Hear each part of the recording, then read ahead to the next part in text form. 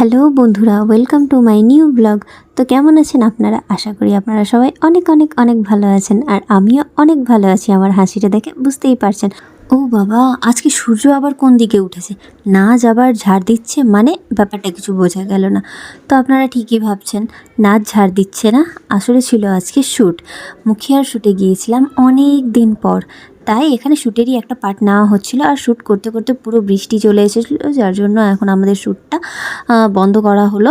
আমরা এখানে সবাই মিলে বসেছিলাম এই প্যান্ডেলটার মধ্যে। এটা ছিল একটা মনসা ঠাকুরের পুজোর উপলক্ষে এই প্যান্ডেলটা করা হয়েছিল। আর ওই যে দেখেন পিছনে যে কিউট ছেলেটা আছে, সেটা হলো মুখিয়ার মাসির ছেলে। আর এখানে আবার বৃষ্টি থামার পর আমাদের শ্যুট স্টার্ট হয়ে গেছিলো। আমি এখানে মুখিয়ার সঙ্গে ঝগড়া করছি, কারণ মুখিয়া প্রচণ্ড পরিমাণে বিড়ি খায় বলে। তো এখানে মুখিয়া আমার সাথে কথা বলতে বলতে ও হাসছিল, আর আমি ওর সাথে ঝগড়া করছিলাম। যাই হোক, এটা কিন্তু আমরা অরিজিনালি মানে সত্যিকারে ঝগড়া করছিলাম না, এটা ছিল শ্যুটেরই একটা পার্ট। ও বাবা, এই কালো কুকুরটাকে, ও সরি সরি সরি সরি, এটা তো হলো আরিয়ানদা, আর এটা হলো মামাজি। আর এখন হচ্ছে মুখিয়ার শট নেওয়া। আর মুখিয়া নিজের স্ক্রিপ্ট ভুলে গিয়েছে। এখানে ও বসে বসে মনে করার চেষ্টা করছে যে ওর স্ক্রিপ্টটা কী ছিল। আর যাই হোক, ও এখানে ভুলে গেছে বলে আমরা এখানে সবাই মিলে খুব হাসাহাসি করছি ওকে নিয়ে। তো আমাদের শ্যুটে গেলে প্রচণ্ড এনজয় হয়, খুব ভালো লাগে, শ্যুট করতেও খুব ভালো লাগে। তো যাই হোক, হাসাহাসি করার পর মুখিয়ার শট নেওয়া হয়ে গেছিলো। আবার ঘুরে আমার শট স্টার্ট হয়ে গেল। এখানে আমি আবার মুখিয়ার সঙ্গে ঝগড়া করতে লাগলাম। ওকে বললাম, যাও গিয়ে বাজার থেকে সবজি নিয়ে আসো।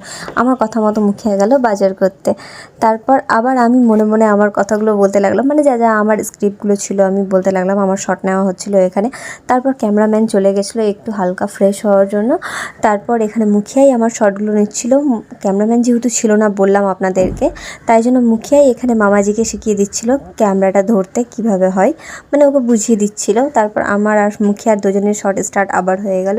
তারপর মুখিয়া আমাকে এখানে আমার স্ক্রিপ্টগুলো বলে দিচ্ছিল, আমি সেগুলো মনে করার চেষ্টা করছিলাম। শ্যুট করতে করতে আমাদের প্রায় 5টা বেজে গেছিলো, তাও শ্যুট কমপ্লিট করতে পারা হয়েছিল না। দিয়ে আমাদের শ্যুটটা অর্ধেক থেকে গিয়েছিলো। এখানে আমাকে মুখিয়া বলছে যে এক চড় মারবো, আমার নাকি গাল ঘুরে যাবে না মাথা ঘুরে যাবে, যাই হোক কিছু একটা ঘুরে যাবে বলছিল।